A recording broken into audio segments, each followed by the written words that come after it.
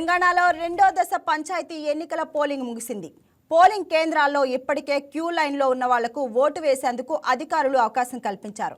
మధ్యాహ్నం 2 గంటల నుంచి ఓట్ల లెక్కింపు ప్రారంభించి ఫలితాలను ప్రకటిస్తారు. ఆ తర్వాత వార్డు సభ్యులతో సమావేశాలు నిర్వహించి ఉప సర్పంచ్ ఎన్నికలు నిర్వహిస్తారు.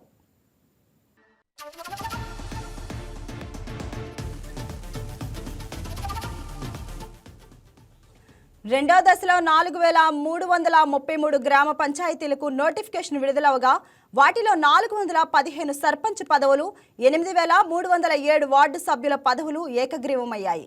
కొన్ని చోట్ల నామినేషన్లు దాఖలు కాకపోవడం, మరికొన్ని చోట్ల ఎన్నికలు నిలిచిపోవడంతో మిగిలిన స్థానాలకు పోలింగ్ నిర్వహించారు.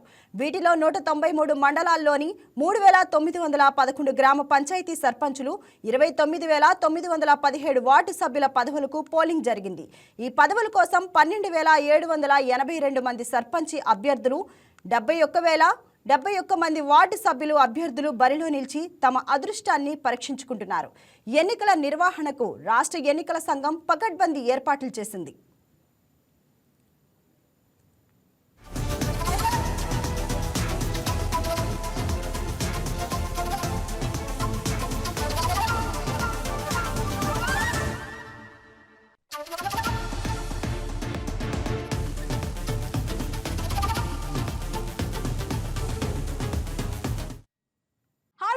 ఈ వీడియో మీకు నచ్చినట్లయితే లైక్ కొట్టి షేర్ చేసి వైకే టీవీని సబ్స్క్రైబ్ చేసుకోండి.